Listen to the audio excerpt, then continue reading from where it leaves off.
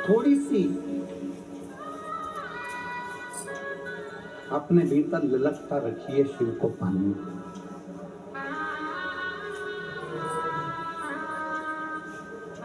थोड़ी सी ललक।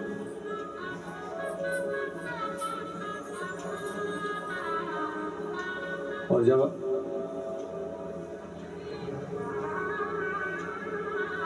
परमात्मा को पाने की ललकता हमारे भीतर बढ़ेगी तो ये निश्चित है कि हमारे करीब में हमारा शिव आएगा।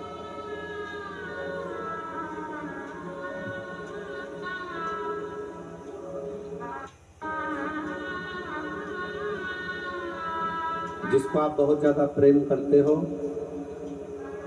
जिससे आप बहुत ज्यादा आस रखते हो, जिस पे आप बहुत ज्यादा विश्वास करते हो, उसके एक फोन का इंतजार करते हो कि एक फोन आएगा और मुझे उससे स्नेह होगा, प्रेम होगा, वो मुझे याद करेगा।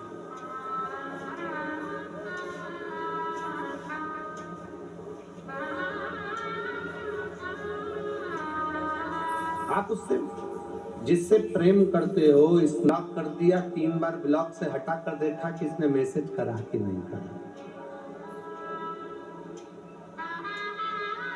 तुमने उसको साइड में डाल दिया, फिर भी तुम उसको साइड में से निकाल कर देख रहे हो कि इसने मैसेज करा कि नहीं। बार बार देख रहे हो। और अगर आप बार बार देख रहे हो, ये निश्चित है, बिल्कुल आप प्रैक्टिकल कर कर देखिएगा कि सियोर वाला महाराज कहीं झूठ तो नहीं बोल रहा। किसी व्यक्ति को भीड़ में आप बार बार देखो, बार बार देखो, बार बार देखो, एक ना एक बार उसकी नेत्र से तुम्हारे नेत्र भिड़ेंगे जरूर, ये निश्चित है। जब आप शिव जी के मंदिर में एक लोटा जल समर्पित करने के लिए जाओगे, रोज रोज जाओगे,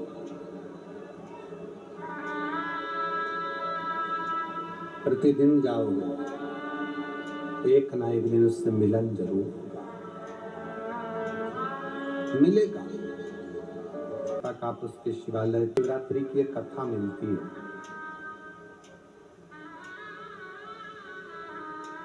जंगल में रहने वाला एक भील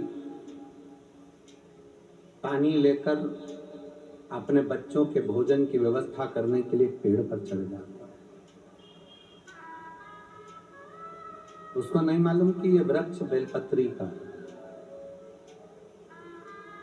उसको ये भी नहीं मालूम कि उस बेलपत्री के वृक्ष के नीचे शंकर का शिवलिंग है कि नहीं है।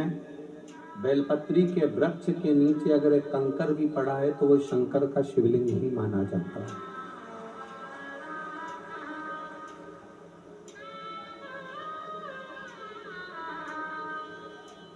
वो विश्वास एक हिरण को मारने के लिए, बच्चों का पेट भरने के लिए धनुष बाण लेकर पेड़ पर चढ़ा है, पीने का पानी लेकर चढ़ा हुआ है।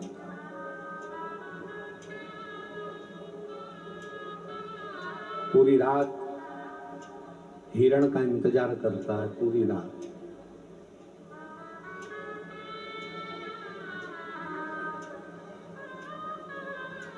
और पूरी रात जब वो हिरण का इंतजार करता है तब एक हिरण दिखता है। उस हिरण को मारने के लिए वो बाण छोड़ता है। उसके पहले हिरण उससे निवेदन करता है कि मुझे मत मारो, मेरे बच्चे इंतजार कर रहे हैं।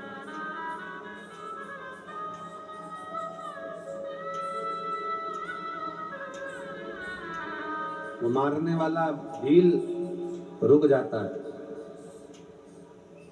हिरण कहता है मेरे बच्चों को मैं दूध पिलाकर आ जाऊं, उसके बाद मुझे मार देना, फिर तू मुझे काट लेना, खा लेना। वो भील हिरण के वचन पर विश्वास कर लेता है और कह देता है जाओ जल्दी आना। भील बैठा हिरण का इंतजार करता है कि आएगा आएगा आएगा। हिरण के साथ वालों ने कहा कि मत जा, अब तो तू बचकर आ गया, अब तो तू बचकर आ गया, मत जा। पर हिरण ने कहा, वो भील बेलपत्री के पेड़ के ऊपर बैठा था और उस पेड़ के नीचे एक कंकर पर भील के पानी का एक एक बूंद नीचे गिर रहा था। उस जगह पर मेरा शिव विश्वास के रूप में बैठा है। मुझे लगता है कि मेरा शंकर ही मेरा इंतजार कर रहा है, इसलिए मुझे जाना पड़ेगा। मुझे लगता है मेरा शिव मेरा इंतजार कर रहा है, इसलिए मुझे जाना पड़ेगा।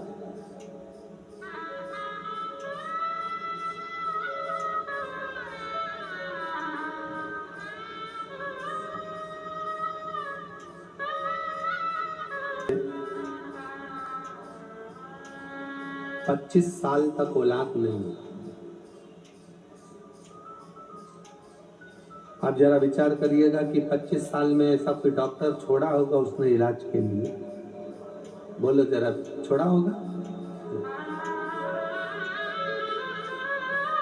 6 साल इंतजार करती है बच्चे का, 7 साल इंतजार करेगी, 25 साल कौन बहन होगी जो इंतजार करेगी कि 25 साल बाद भी क्या औलाद हो सकती है? मेरा जीजियों से पूछना है, यहाँ पर बैठी हुई माताओं से, ईमानदारी से बोलो, 25 साल में औलाद होने का कोई सुख मिल सकता है क्या? कोई सुख है ही नहीं।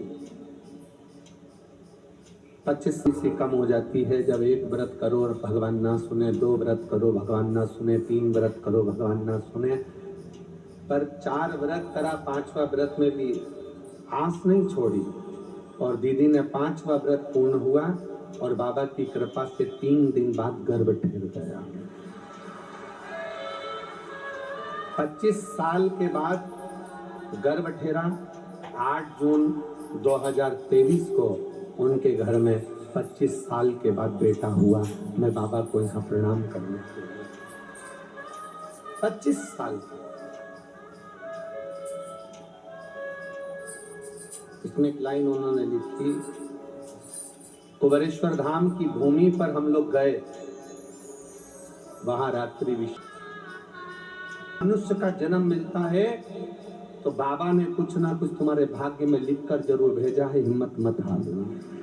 बस वो बात अड़ गई। अब विचार कर लिया कि कुछ भी करते हैं, पंडाल में जाकर शिव महापुराण की कथा सुनते हैं। कहाँ जाए? कुबेरेश्वर धाम में रुद्राक्ष महोत्सव था। हम नहीं जानते रुद्राक्ष उत्सव का महत्व क्या होता है, पर उस भूमि पर बैठकर हमने रुद्राक्ष उत्सव की कथा सुनी। पंडाल में बैठकर जब कथा सुनी, बाबा से विनय कर कर आए कि कोई भी ऐसा काम धंधा लगा दीजिए जिससे हमारे जीवन में थोड़ी सी उन्नति आए।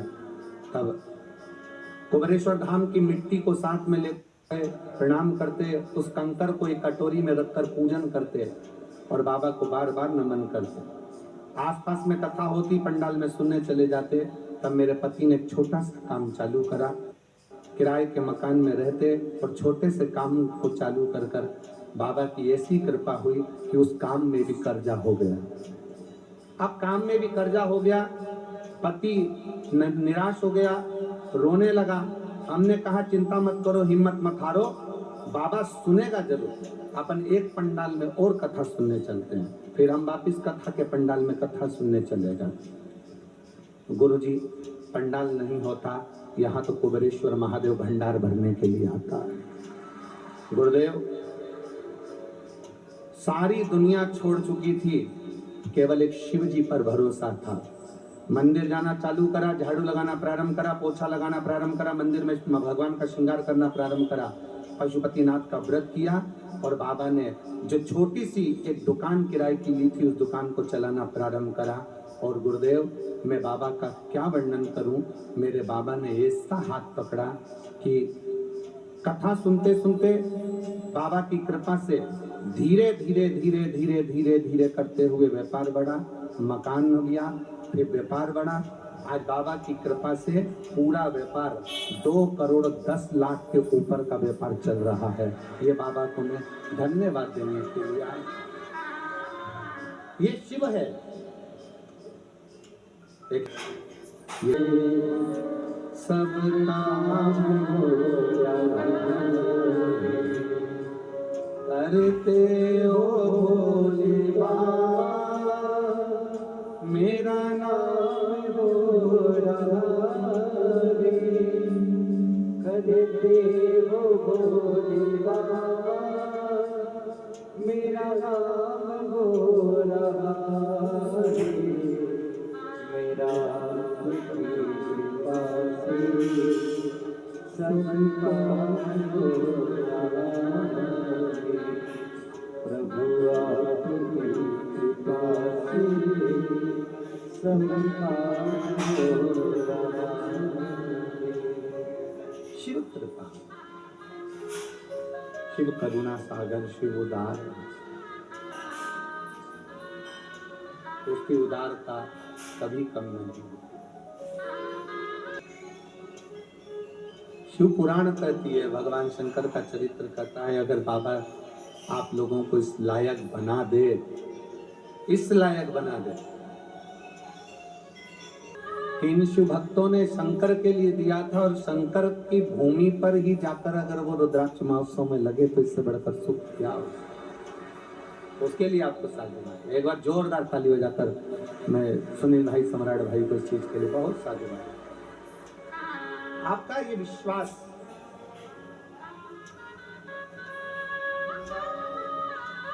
आपका ये भरोसा, आपकी ये दृढ़ता शिव के प्रति,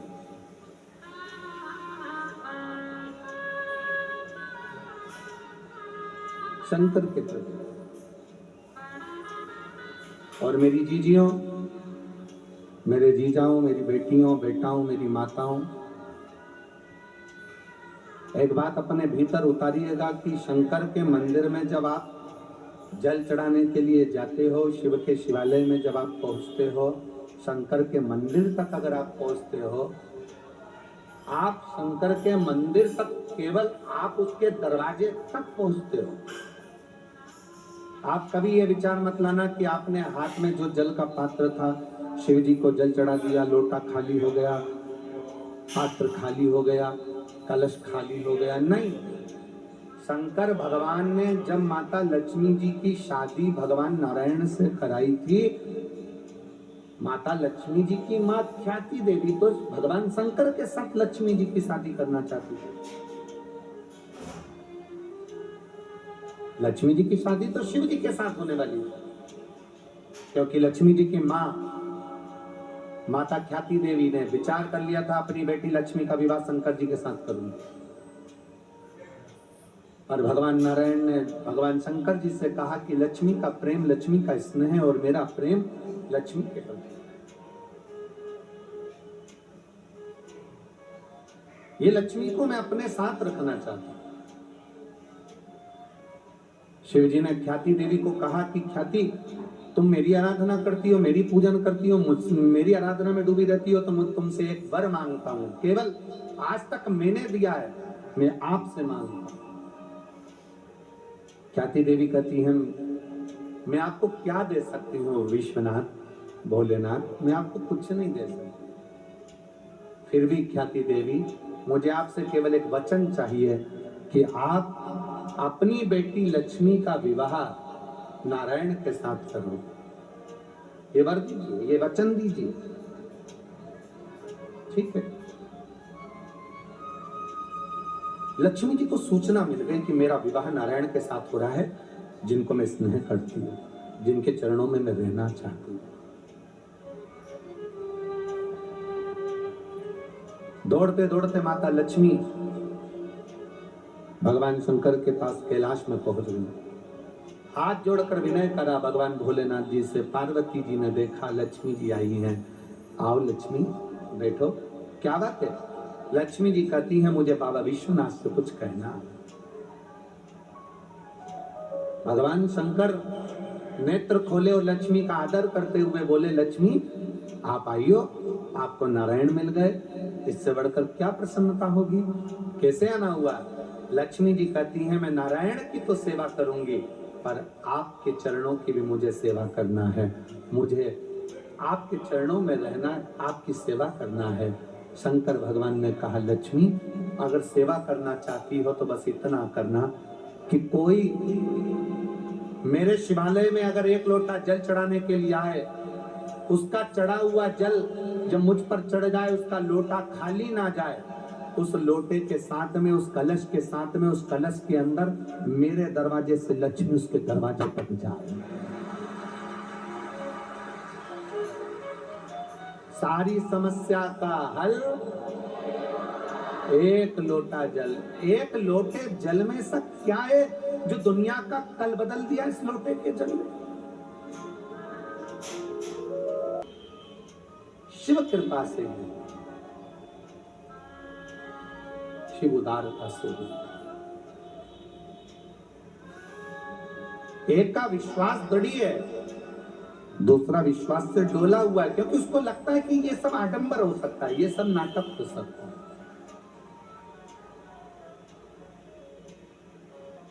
मिलना है आपको तो भगवान शंकर से मिलो। अपने घर के नजदीक में जो शंकर का मंदिर है, अपने घर के नजदीक में जो शिवालय है, तुम्हारे घर के अंदर जो छोटा सा शिवलिंग है, बस भगवान से प्रार्थना करो कि मैं तुझे भजता रहूं। कोई आडंबर, किसी आडंबर में नहीं पड़ना, अपन को किसी की ओर नहीं जाना।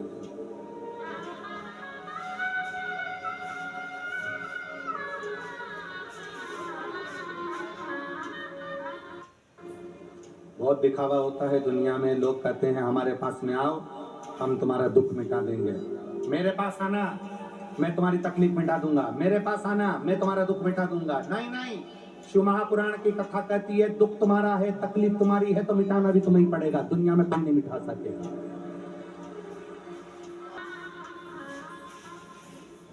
हाँ, एक दवाई हो सकती है। एक पत्नी एक डॉक्टर के पास पहुंची और डॉक्टर से बोली, डॉक्टर साहब, और डॉक्टर साहब, हाँ बोलो। डॉक्टर साहब, मेरे पति नींद में बहुत बोलते हैं।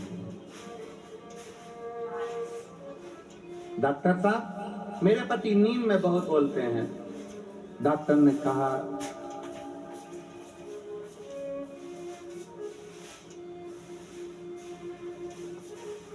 इनको दिन में बोलने दिया करो। जो दिन में बोल लेता है वो नींद में नहीं बोलता है, और जो दिन में नहीं बोल पाता, मन में भर भर के बैठा रहता है, तो रात को सोते सोते गुर्राटे में भी बड़बड़ाता रहता है। इनको दिन में बोले, दिन में बोले।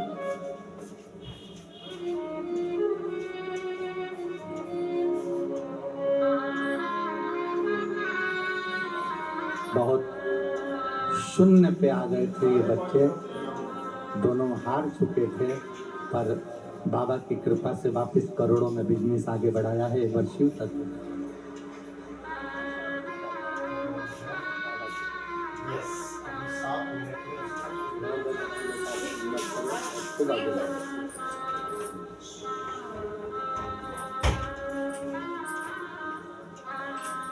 घर से निकले थे तब कुछ नहीं, शून्य, केवल पाँव में चप्पल थी, मकान भी नहीं था, एक जोड़ कपड़े में बाहर।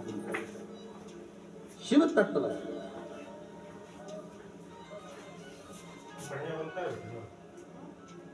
शंकर की कथा कर रही है, भगवान शिव का चरित्र कर रहा है। शिव पर कर गया भरोसा टूटता नहीं, कभी भी टूटेगा नहीं। इसलिए आप सबसे निवेदन है, आओ प्रयागराज की भूमि पर कथा सुनने के लिए आओ, क्योंकि प्रयागराज में केवल कुंभ नहीं है, प्रयागराज में महाकुंभ है। महाकुंभ, और महाकुंभ का मतलब क्या होता है? अर्ध कुंभ 6 वर्ष में आता है, पूर्ण कुंभ 12 वर्ष में आता है। नासिक में, हरिद्वार में, प्रयाग में, उज्जैनी में ये 12 वर्ष में कुंभ आता है। पर जब 12 बार एक जगह का कुंभ पूर्ण होता है, तब 144 वर्ष के बाद महाकुंभ आता है। और अगला महाकुंभ प्रयागराज में अभी 2000 क्या चल रहा है, 25। अगला महाकुंभ पड़ेगा 2170 में। अभी 2000 चल रहा है, उस समय पर 2170 चलेगा, और उस समय पर कुंभ आएगा जब हमारी तीसरी चौथी पीढ़ी हमारे सम्मुख में। अपन तो होंगे नहीं, अपने लड्डू गोपाल, बाल गोपाल, उनकी जो पीढ़ी चल रही होगी दूसरी तीसरी, वो कुंभ को देखेंगे। तो छोड़ना नहीं। 10 फरवरी से 16 फरवरी तक प्रयागराज में सतुआ बाबा शिविर, त्रिवेणी का घाट, प्रेम से अपना छाता, अपना बिछाना, अपना ओढ़ना साथ लेकर चलना, 2 पानी की बोतल, थोड़ा सा खाने का अपना भी और अपने पड़ोसी का भी, बड़े प्रेम से रहकर 7 दिन, क्योंकि ये जीवन का ना जाने कौन सा क्षण है जो आप और हम 144 बार पढ़ने वाले इस सुंदर कुंभ में शिव महापुराण की कथा सुने, श्रवण करेंगे।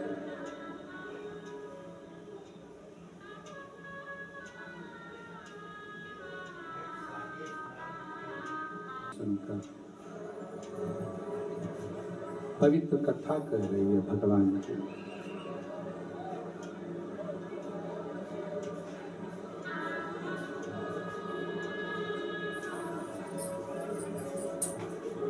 वस्तु को पाने की ललकता होती है, वैसे ही शिव को पाने की ललकता।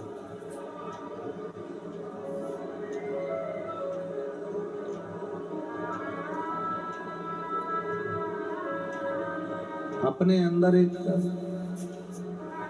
ऐसी ललकता रखो जिससे हमें शिव की प्राप्ति हो सके।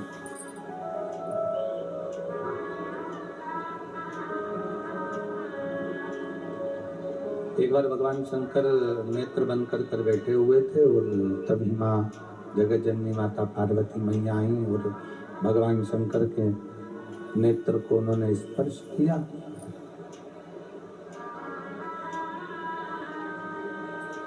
नेत्र से एक अश्रु गिरा।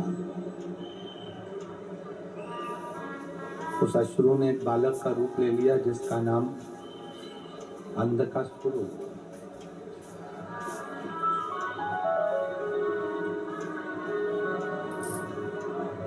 बालक का नाम अंधकासुर। शिव जी कह रहे हैं पार्वती इस बालक को समुद्र में फेंक दीजिए क्योंकि यह बालक श्रेष्ठ नहीं है।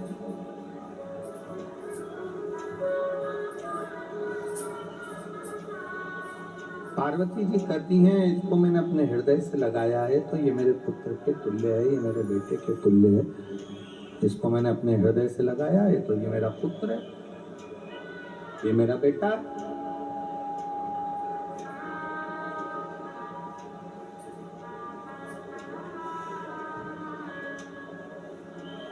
शिव जी कह रहे हैं नहीं नहीं पार्वती इसको समुद्र में फेंक दो, इसको समुद्र में ले जाके डाल दीजिए, ये श्रेष्ठ, इसकी श्रेष्ठता है। पार्वती जी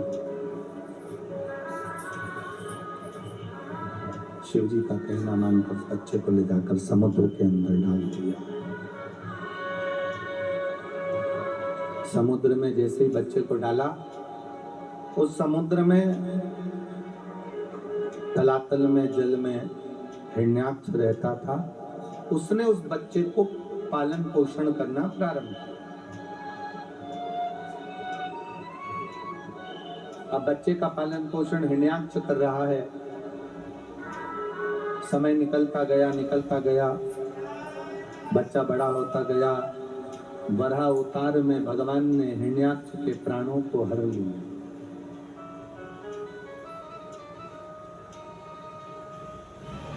और हिरण्याक्ष मर गया तो हिरण्याक्ष का जो बेटा था जिसको उसने पाल पोस कर बड़ा करा था अंधकासुर, उसने विचार कर लिया कि पूरे तलातल का जल का पूरा भार मेरे पास में आ गया है, अब मैं तप करूंगा।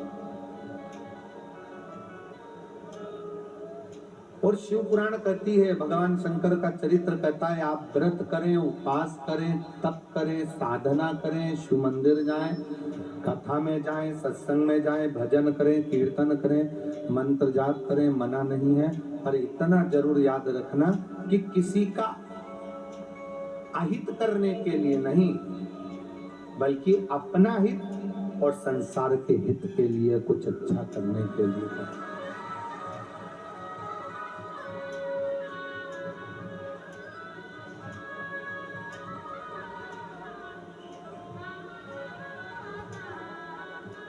अगर व्रत कर रहे हैं, तप कर रहे हैं, साधना कर रहे हैं, उपवास कर रहे हैं, कोई नियम धारण कर रहे हैं तो दूसरे का भी भला हो और आपका भी भला हो। रिटर्न बढ़ाइए, दूसरे का भी भला हो और आपका भी भला हो।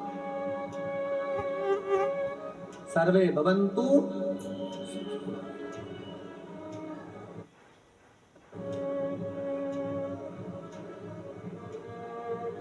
आप प्रयास करो कि इस शरीर के माध्यम से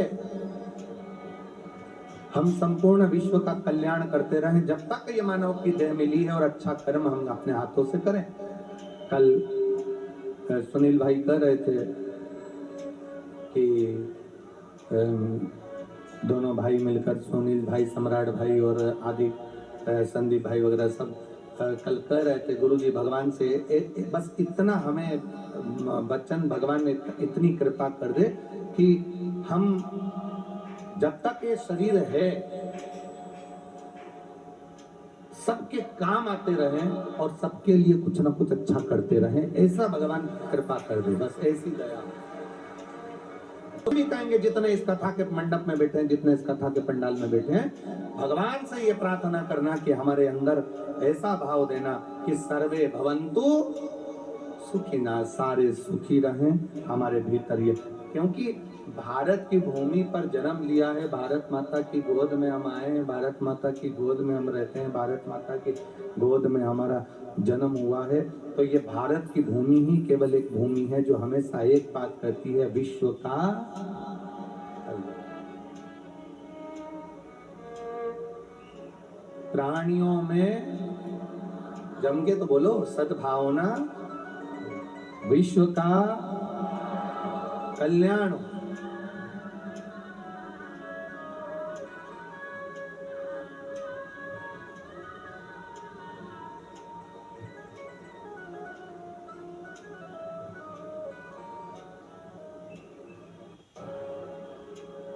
ताला में बहुत सारी माताएं सब्जी काट रही हैं, भोजनशाला में बहुत सारे जीजियां आटा उसल रही है, कोई चावल धो रही है, कोई दाल धो रही है, कोई मिर्ची काट रही, कोई आलू काट रही, कोई टमाटर काट रही, कोई सब्जी। आप लोग गए हो? जम के तो बोलो जरा, गए हो? सब माताएं सेवा कर रही हैं, कोई सब्जी काट रही है, कोई कुछ कर रही है, कुछ कर रही है, कोई कुछ कर रही है। हमारे सनातन धर्म की आवाज नहीं आ रही उसको, हमारे सनातन धर्म की अगर एकता को देखना हो तो यहाँ देखने को मिलता है। दूसरा अगर कोई व्यक्ति होता तो उतना ही आलू काटता जितना खुद को खाना है, पति को खाना है और बच्चों को खिलाना है।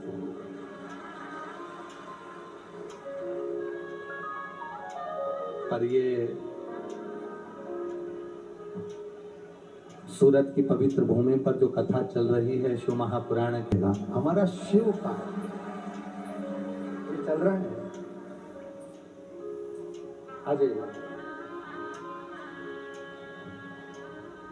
हम जो भोजन बनाएंगे, हमारा शंकर, हमारा उघड़दानी, हमारा त्रिकालदर्शी, हमारा कैलाशी, हमारा अविनाशी उसको पाएगा।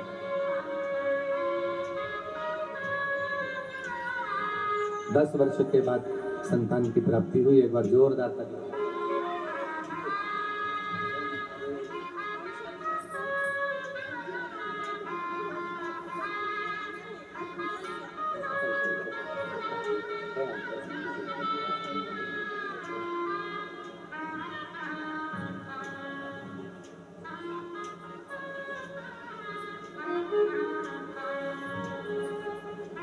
भगवान अगर कृपा करे, भगवान की दया हो जाए, भगवान की करुणा हो जाए, उनकी उदारता हो जाए, तो ये प्रयास करिएगा यही कि इस शरीर के माध्यम से, इस शरीर के द्वारा कुछ अच्छा हो जाए, कुछ अच्छा करें। सर्वे भवन्तु सुखिनः का भाव अपने भीतर प्रकट करो कि सब सुखी रहें, सब निरोग रहें, सब स्वस्थ रहें, सब आनंद में रहें। ऐसा भाव अपने अंदर आना चाहिए। पर अंधकासुर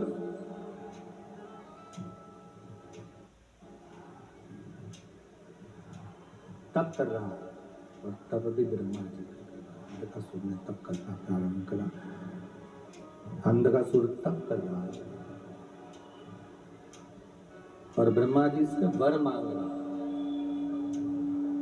ब्रह्मा जी से अंधकासुर ने वर मांगा कि मेरे प्राण कभी ना जाए,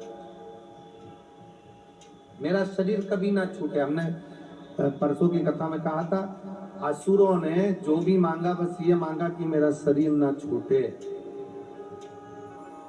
भक्त में, असुर में एक बहुत बड़ा अंतर है। असुर मांगते हैं कि शरीर ना छूटे और शंकर का भक्त मांगता है कि शंकर का द्वार ना छूटे, शिव की चौखट ना छूटे। दूसरे का आदित ना करें, दूसरे के लिए गलत ना बोले, दूसरे के लिए गलत ना सोचे, दूसरे के लिए गलत विचार ना करें। हम अगर करें तो मांगे भी तो भगवान से इतना मांगे, सर्वे भवन्तु, सब सुख हो जाए, सब निरोग रहे, सब कष्टों से दूर रहे, सब तकलीफों से दूर रहे, भगवान से मांगे। अंधकासुर कह रहा है कि ब्रह्मा जी से अंधकासुर ने कहा कि आप मुझे दीजिए कि मेरा शरीर ना छूटे, मेरा शरीर ना छूटे। अंधकासुर ब्रह्मा जी से कहा। ब्रह्मा जी कहते हैं कि ये तो हो नहीं सकता कि शरीर नहीं छूटेगा, ये तो होगा नहीं, शरीर तो छूटेगा। और कुछ मांगना हो तो मांगो, अगर तुमको और कुछ मांगना हो तो मांगो। फिर कहा, आप कहते हो कि शरीर छूटेगा तो फिर एक वचन दीजिए, जिस दिन मैं अपनी मां को गलत दृष्टि से देखूं उस दिन मेरा शरीर छूटे। थोड़ा ध्यान देना तथाकर,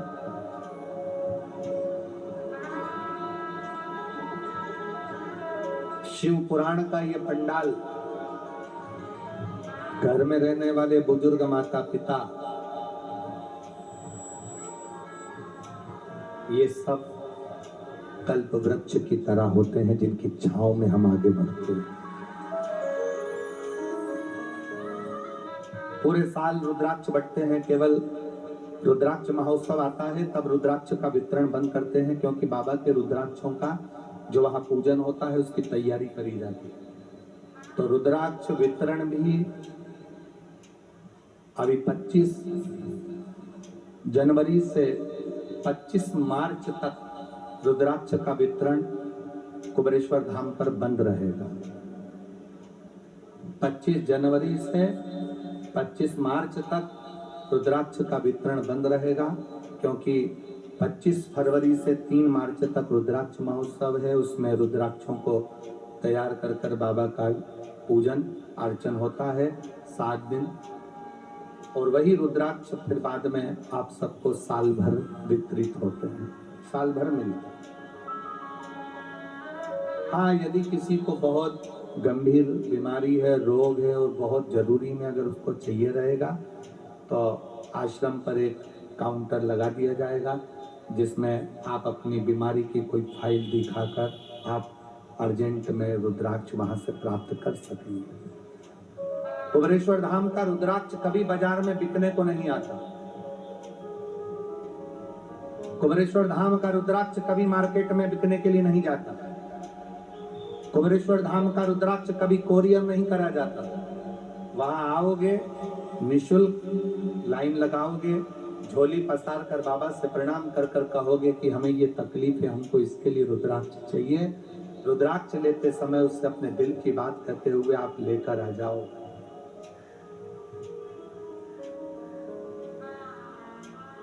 रुद्राक्ष लेते समय तुम्हारे हाथ में रंग लगा दिया जाता है, उसका कारण केवल इतना सा है कि आप दुख के कारण यहाँ आए हो, रंगीन आपकी जिंदगी हो, रंग भरा आपका जीवन हो, इसलिए वहां से रंग लगाकर भेज दिया जाता है। आप ले आओ। शिव कथा कर अंधकासुर ने मांगा भी तो ये मांगा कि मेरा शरीर ना छूटे। असुर मांगता है शरीर ना छूटे, भक्त मांगता है तेरा द्वार ना छूटे।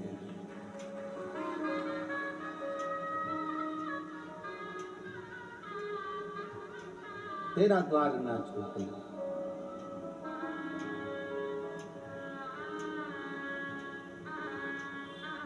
बाबा तेरे दरवाजे की चौखट, तेरा भजन, तेरा कीर्तन, तेरा स्मरण,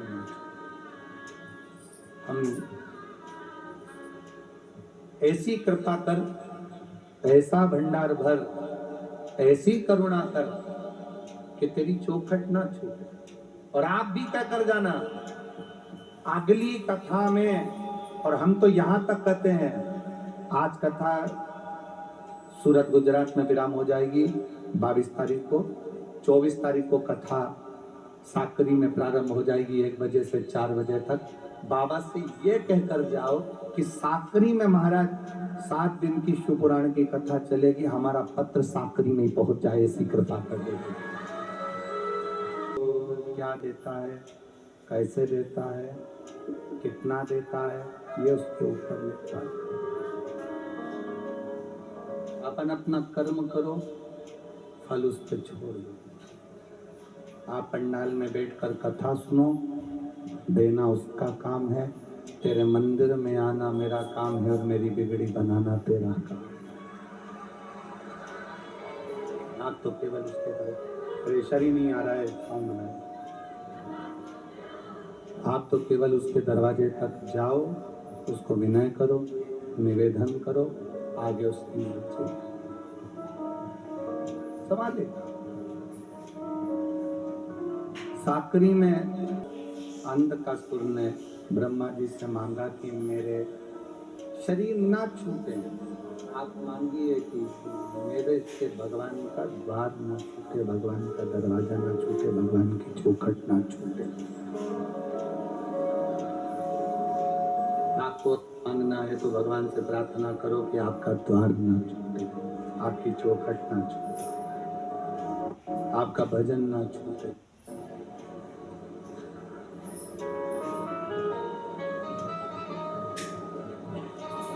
और अगर वो दे भी देना तो इसका दरवाजा मत छोड़ना। अंधकासुर ने वर मांगा कि मुझे वर दीजिए कि मेरा शरीर ना छूटे। ब्रह्मा जी ने कहा ऐसा हो नहीं सकता, तो वर दी दो कि जिस दिन मैं अपनी माँ, मेरी कोई माँ है ही नहीं। उसको लगा कि मेरी कोई माता है ही नहीं।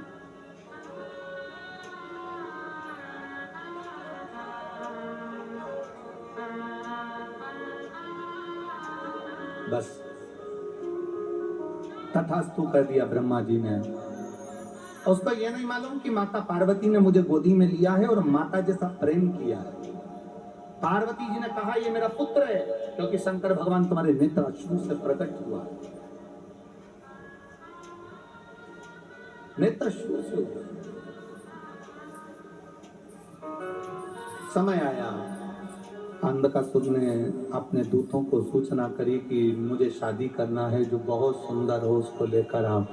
किसी ने कहा कि जो बहुत सुंदर है पार्वती जी, वो तो शिव जी लेकर चले गए हैं, शंकर जी के साथ उनका विवाह हो गया। शिव जी के साथ में वो विवाह गई, उनको तो शिव जी लेकर चले गए। उस पार्वती को मैं लेकर आऊंगा। माता को गलत दृष्टि से, गलत भाव से विचार कर लिया, गलत सोच मन में लेकर आ गए, गलत भाव मन में लेकर आ गए।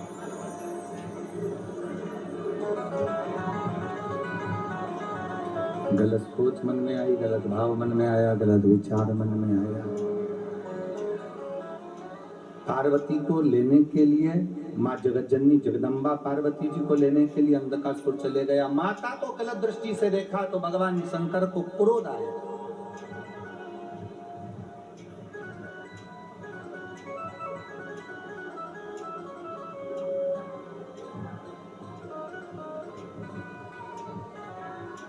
पार्वती जी ने जो शिव जी की ओर देखा, शंकर भगवान ने काल भैरव को प्रकट कर लिया। काल भैरव प्रकट होकर अंधकासुर का संहार कर दिया।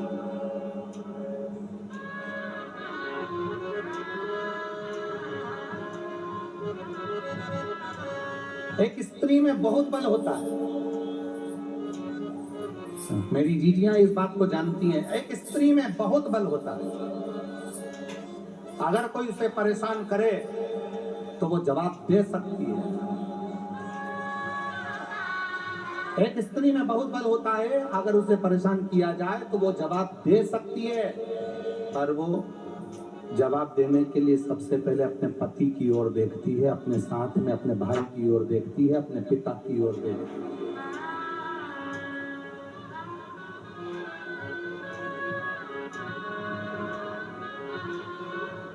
पर मेरा निवेदन है भारत की भूमि पर जन्म लेने वाली इन बेटियों से,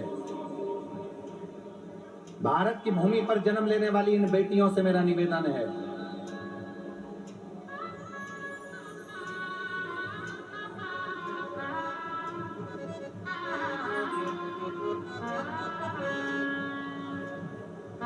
कि आज का जो समय है बड़ा विचित्र समय है। आज के समय में छोटी छोटी बेटियों के साथ में जो गलत कृत्य हो रहा है उसको दूसरा कभी नहीं रोक सकता। मेरा निवेदन है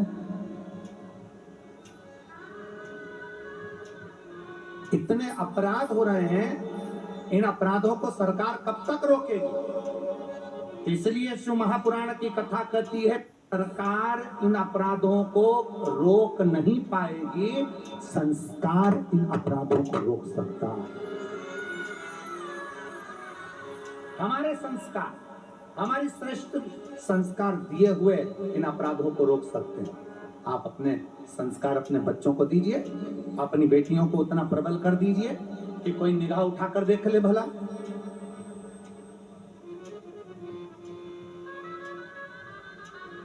हमारे संस्कार श्रेष्ठ होंगे तो हमारे आने वाली पीढ़ियां सुधरती संवरती चली जाएगी, सुधरती संवरती। अंधकासुर ने जैसी माता को देखा, माता को क्रोध आया, शिव जी की ओर देखा, शंकर भगवान ने काल भैरव प्रकट किया, काल भैरव प्रकट किया तो उस काल भैरव ने अंधकासुर का संहार कर दिया।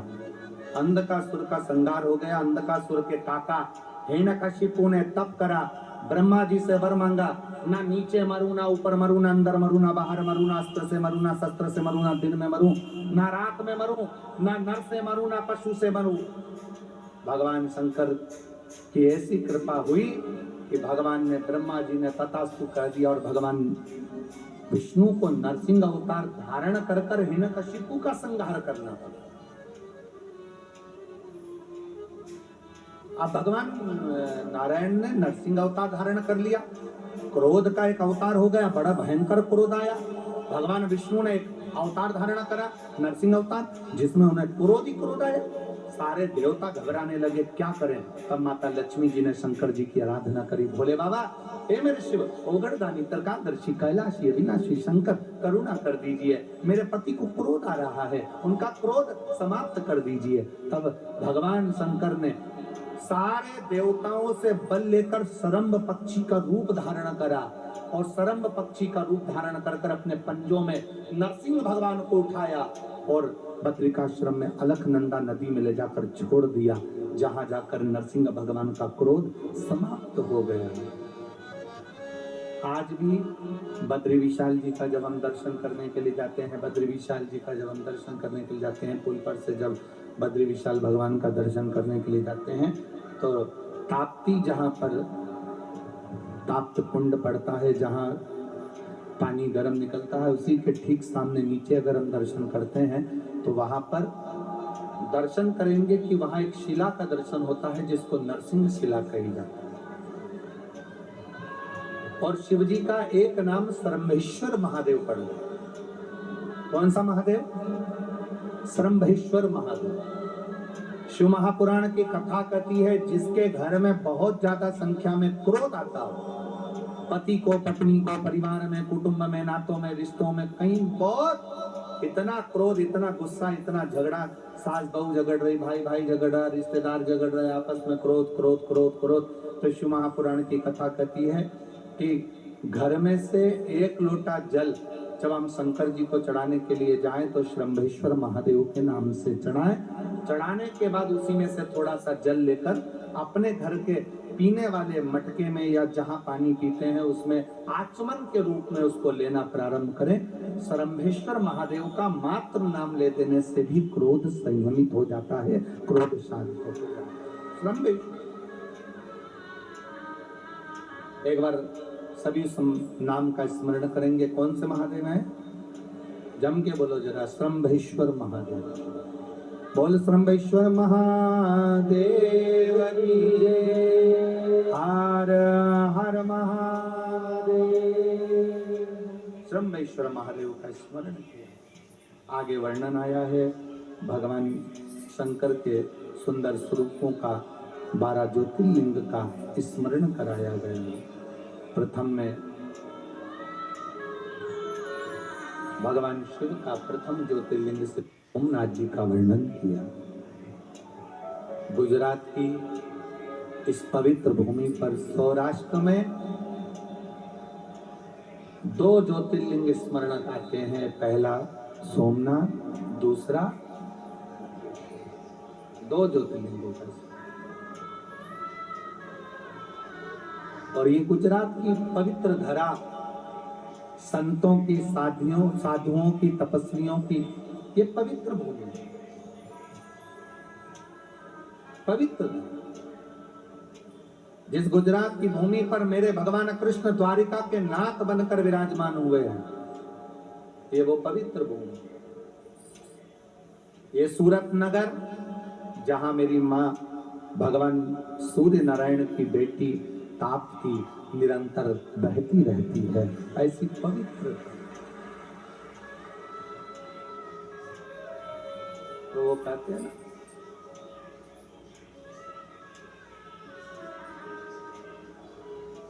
धारो निर्मल पानी ताप्ती ताप्ती महारानी, ओ ताप्ती महारानी।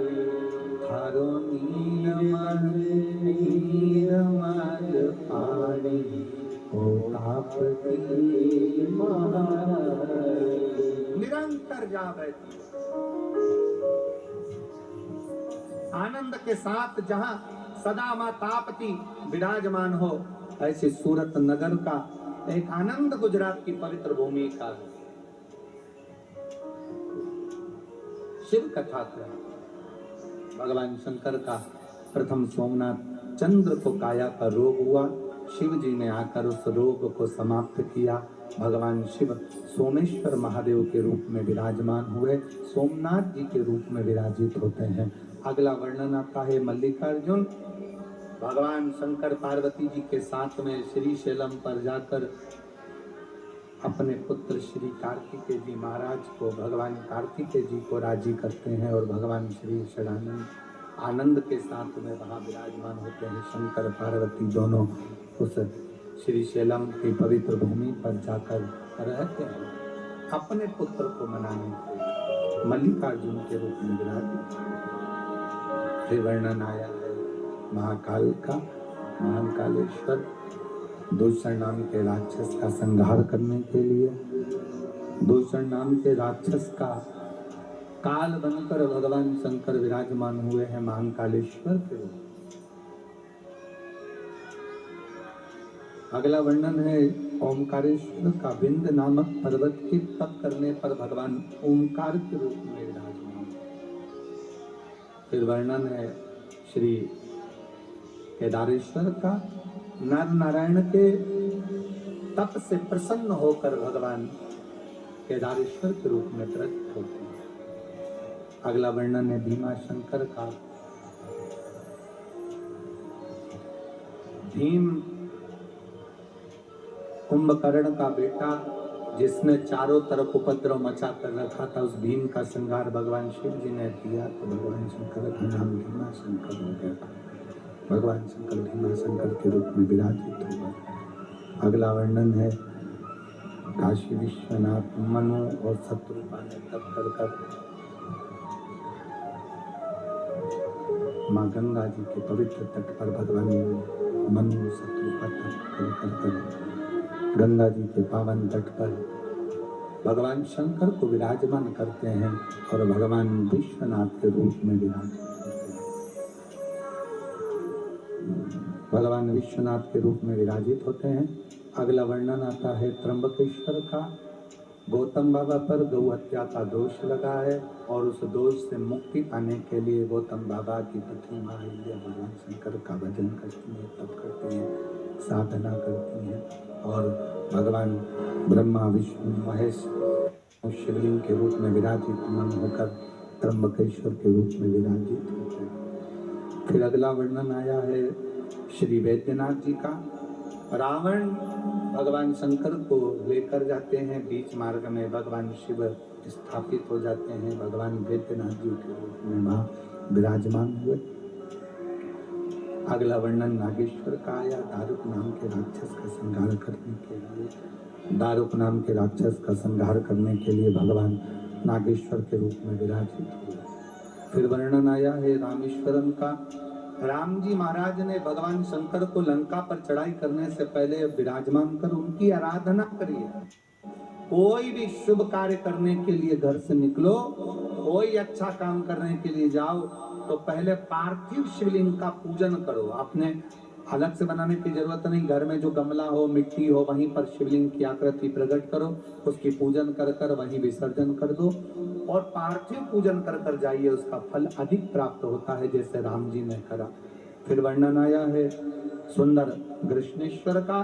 सुधर्म नाम के ब्राह्मण की पत्नी भूष्मा और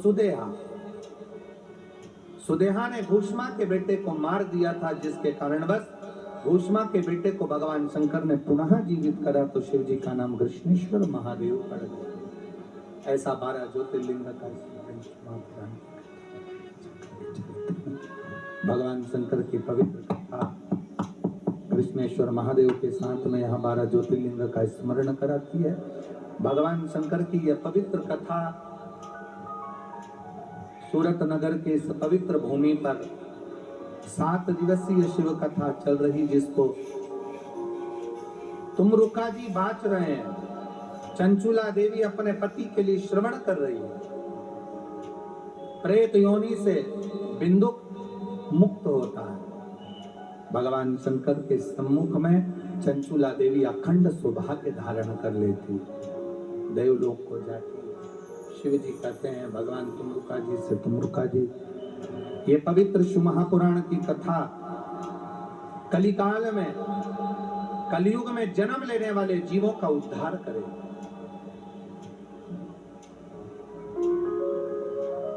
भगवान शंकर ने अपने मस्तक से बेलपत्र उतार कर शिवपोत्री को समर्पित कर दी। तुमरुका जी से कहा, तुमरुका जी इस पवित्र पावन शिव महापुराण की कथा ये कलिकाल में जीवों का उद्धार करने वाली होगी। जिस स्थान पर यह पवित्र कथा होगी, भगवान शंकर कहते हैं वहां 7 दिन तक रही है। आप सबको स्मरण हो कि आज ही के दिन 22 जनवरी को अयोध्या में मेरे राम लला विराजमान हुए। आज पूरे देशवासियों को मेरे राम जी के प्रथम वर्षगांठ की बहुत बहुत साधुवाद हो, बधाई हो। आज पूरा विश्व राम जी महाराज की प्रथम वर्षगांठ मना रहा है, जहां पर अवध में मेरे राम जी विराजमान हुए।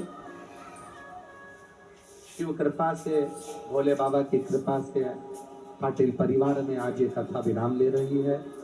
और निवेदन है, कथा विराम ले रही है पर तुम्हारे दिल में विराम नहीं होना चाहिए। ये कथा निरंतर चलती रहना चाहिए।